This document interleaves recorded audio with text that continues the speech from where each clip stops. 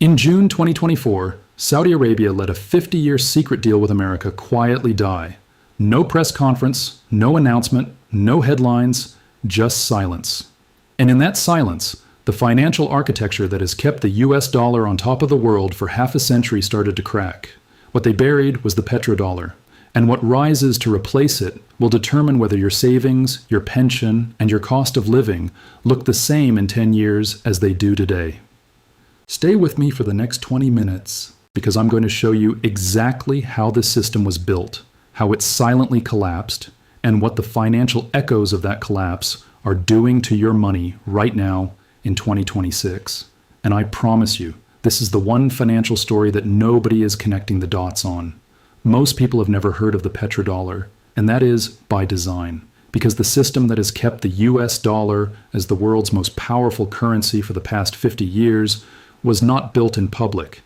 It was built in the back rooms of Washington and Riyadh, in the shadow of the Vietnam War, and a collapsing gold standard by two men, Henry Kissinger and Saudi Finance Minister Prince Fahd, who understood that whoever controls the currency of oil controls the currency of the world. This is financial history, and it is also the most important economic story happening right now in 2026, as that system begins its slow but documented unraveling. On this channel, we look for the echoes, the moments when the past and the present align so precisely that the pattern becomes undeniable. And right now, the echo between 1974 and 2026 is deafening. Let's start at the beginning. To understand the petrodollar, you need to understand what existed before it. In 1944, with World War II still raging, 44 Allied nations gathered at the Mount Washington Hotel in Bretton Woods, New Hampshire, for a conference that would redesign the global financial system from the ground up. The agreement they reached was elegant and logical. Every major currency would be pegged to the US dollar. The dollar, in turn, would be backed by gold at a fixed rate of $35 per troy ounce. The United States, holding roughly 2/3 of the world's gold reserves at the time, was the natural anchor. The result was a stable, predictable global monetary system that helped rebuild the world after the most destructive war in history. For 27 years, it worked, but by the late 1960s, the cracks were showing. The United States was spending enormous sums on the Vietnam War and President Lyndon Johnson's Great Society domestic program simultaneously, what economists called guns and butter. The result was inflation, mounting deficits, and a dollar that was increasingly difficult to defend at its official gold price. On a Sunday evening in August 1971, President Richard Nixon appeared on national television and delivered one of the most consequential economic announcements in modern history. The United States, he said, would no longer honor the dollar's convertibility to gold. The Bretton Woods system, the financial architecture of the post-war world, was over. Major currencies began floating against each other in 1973. The world suddenly had no anchor, and the timing could not have been worse, because at exactly this moment, the 1973 OPEC oil embargo hit, a coordinated production cut by Arab oil exporting nations in response to US support for Israel during the Yom Kippur War. Oil prices quadrupled. The United States was simultaneously facing a currency crisis and an energy crisis. The solution that Nixon's Treasury Secretary William Simon negotiated with Saudi Arabia was breathtaking in its ambition and its secrecy. The deal that saved the dollar was so sensitive that its full details remained classified for decades.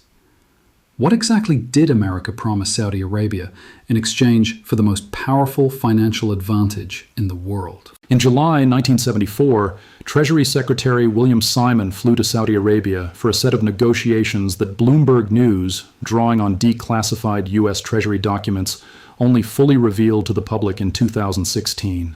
The core of the arrangement was straightforward. Saudi Arabia would price its oil exclusively in US dollars. In exchange, the United States would provide military protection, sell advanced weapon systems to the kingdom, and guarantee Saudi Arabia's security against regional rivals, most importantly Iran. The mechanism that made this extraordinary was what economists call petrodollar recycling. Saudi Arabia and other OPEC members would earn their vast oil revenues in US dollars. Those dollars would then be reinvested, recycled, back into the U.S. financial system through the purchase of U.S. Treasury bonds, deposits in American banks, and contracts with American defense and construction companies. The effect was a permanent, self-sustaining demand for U.S. dollars and U.S. government debt. Every barrel of oil sold anywhere in the world required buyers to first acquire U.S. dollars.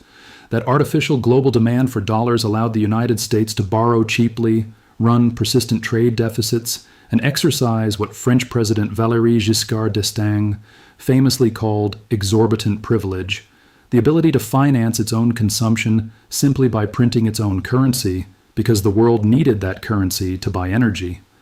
The numbers help illustrate the magnitude of this privilege. In the decades following 1974, the U.S. dollar's share of global foreign exchange reserves climbed to approximately 71% by 1999.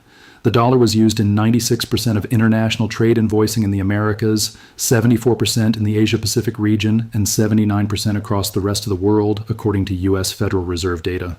The petrodollar system made the U.S. Treasury market the world's most important bond market, precisely because every oil-exporting nation needed somewhere safe to park its dollar earnings. That constant demand for U.S. Treasury bonds kept U.S. borrowing costs lower than they would otherwise have been, effectively subsidizing the American government's ability to spend beyond its means. It was, in financial terms, the most successful trade in the history of currency markets, and it lasted with remarkable stability for exactly 50 years. But here's the question that financial historians will be asking for the next century. Was the petrodollar system built on an economic truth or on a geopolitical arrangement that was always temporary?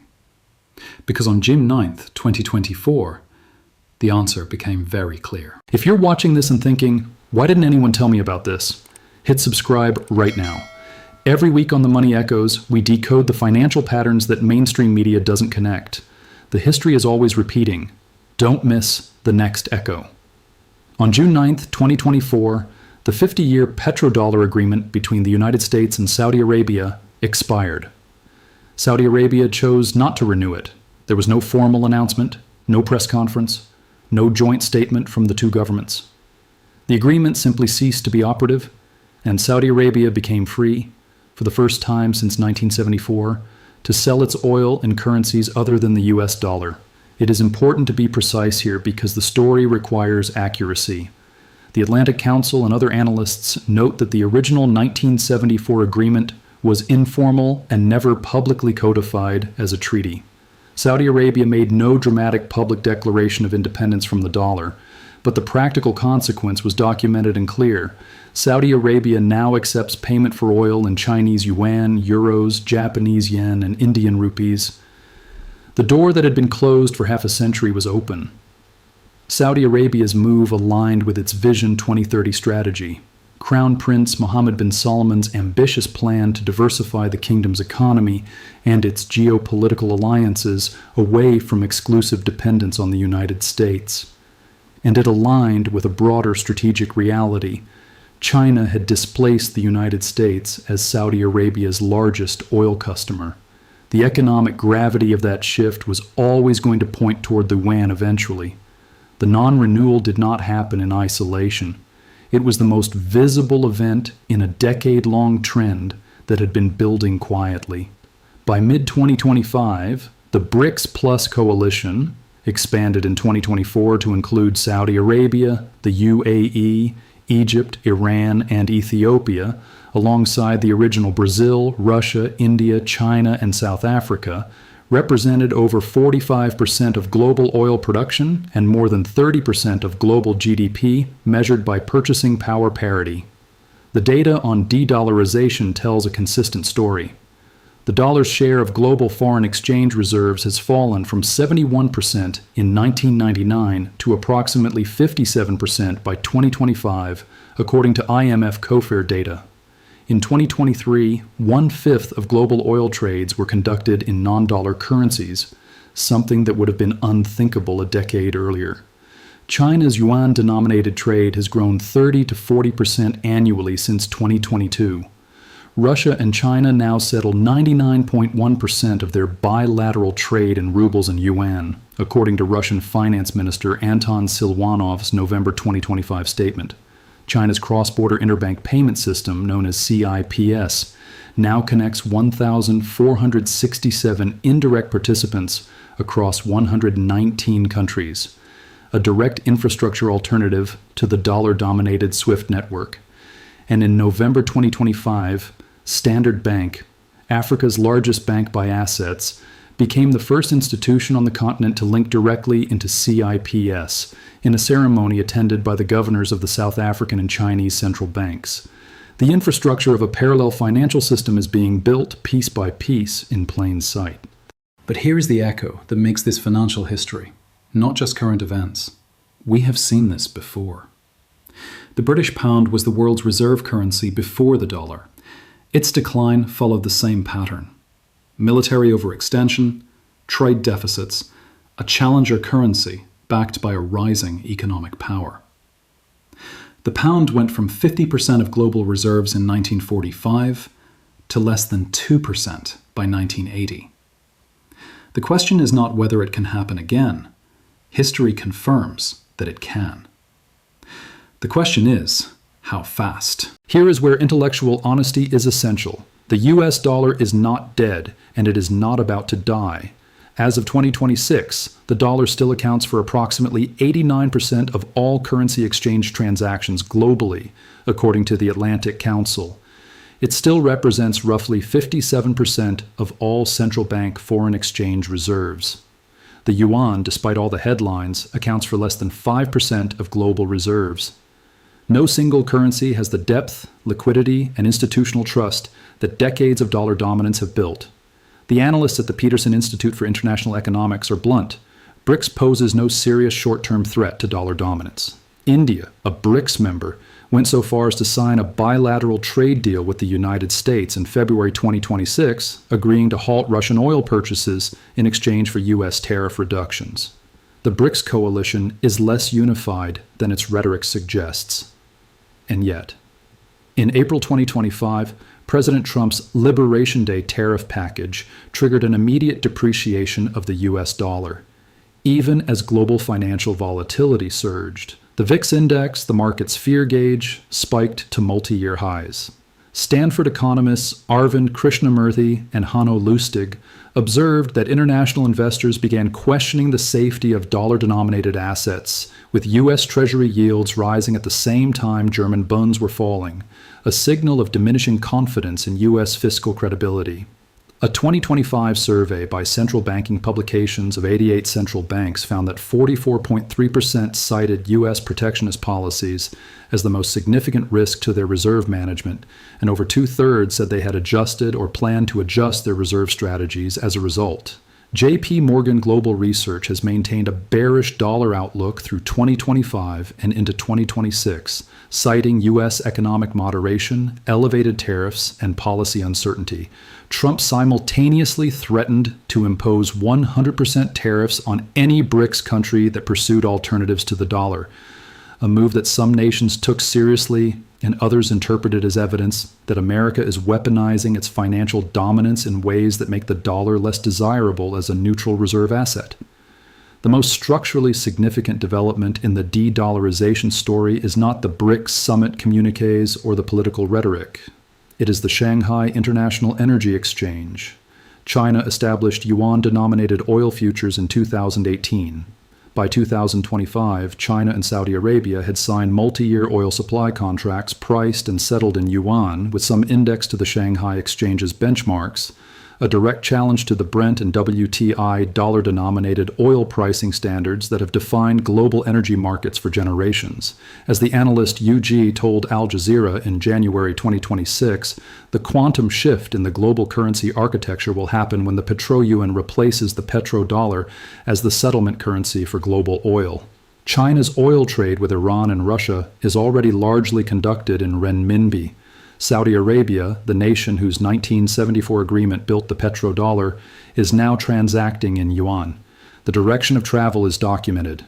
Saudi Arabia has also joined Project Mbridge, a multi-central bank digital currency platform built on distributed ledger technology, designed to enable instant cross-border settlement in any participating currency without the SWIFT infrastructure that the United States and European Union control. This is the technical infrastructure of a post-dollar oil market. It is being built now.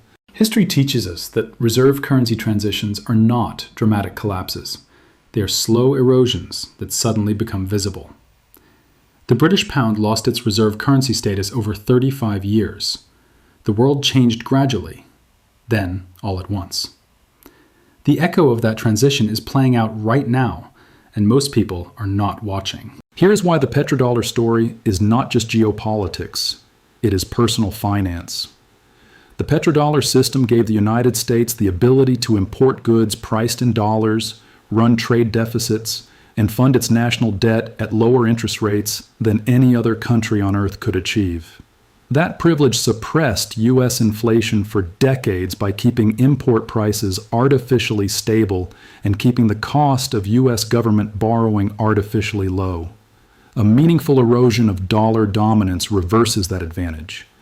If fewer countries need to hold dollars as reserve assets, global demand for dollars falls. A lower demand dollar means a weaker dollar. A weaker dollar means higher import prices. Higher import prices mean inflation. And inflation means that the purchasing power of your savings, your wages, and your pension declines in real terms. The U.S. national debt stood at over $36 trillion entering 2026. Every percentage point increase in U.S. Treasury borrowing costs, driven by reduced foreign demand for U.S. bonds as petrodollar recycling diminishes, adds hundreds of billions to the annual interest burden. That money has to come from somewhere: higher taxes, reduced public services, or more money printing. Each of those paths has direct consequences for ordinary people. One of the clearest financial echoes of the petrodollar's decline is the gold price. China and Russia have been accumulating gold reserves at a documented accelerating pace for over a decade. Critics of the dollar system argue that this accumulation reflects a preparation for a post-dollar world where hard assets, not U.S. Treasury bonds, serve as the anchor of reserve holdings. Gold surged to record highs in early 2025, driven by trade tensions, tariff uncertainty, and growing skepticism about the dollar's safe haven status, as the Atlantic Council noted in April 2025. This is the same pattern that preceded the end of the gold standard in 1971. The financial system is signaling a stress that the official narrative has not yet acknowledged. The petrodollar was always as much a geopolitical tool as an economic one. It tied the security of oil exporting nations to the United States, and it tied the global financial system to the dollar. The erosion of the petrodollar means the erosion of a key mechanism of American global influence. Countries that once needed dollars to buy oil can now consider alternatives. Countries that once stored their wealth in U.S. Treasury bonds are now diversifying into gold, yuan, and local currencies. This does not mean American power collapses. The U.S. economy remains the most innovative and productive large economy on Earth. U.S. capital markets remain the deepest and most liquid in the world. These are real structural advantages that will not disappear because Saudi Arabia is now accepting yuan for oil. But the exorbitant privilege, the ability to borrow endlessly at low rates simply because the world needs your currency, that privilege is measurably, documentably smaller in 2026 than it was in 2004. And the trajectory is clear. In 1944, the world gathered at Bretton Woods and agreed that the dollar would be the anchor of global finance. In 1974, Henry Kissinger and Saudi Arabia extended that arrangement by replacing gold with oil, and in 2024, quietly, without ceremony, that arrangement expired. The petrodollar didn't die in a crash. It didn't end in a war. It ended the way all great financial eras end, in a gradual drift, a slow realignment of economic gravity, and a series of decisions made in boardrooms and palaces that the average person doesn't hear about until the consequences land in their wallet. The echo of 1944 is visible in 1974. The echo of 1974 is visible in 2024. And the echo of 2024 is what we are living through right now. The question is not whether the financial world is changing. The data confirms that it is. The question is whether you understand how and whether that understanding gives you the ability to prepare. That is what the Money Echoes is for. Not panic, not prediction, precision. Subscribe to the Money Echoes and share this video with one person whose financial future you care about. Next episode, the South Sea Bubble of 1720. The last time a superpower tried to use financial engineering to hold its empire together, that echo is louder than you think. History does not just repeat, it rhymes. So make sure you are listening for the next Money Echoes. Subscribe, and I will see you in the next one.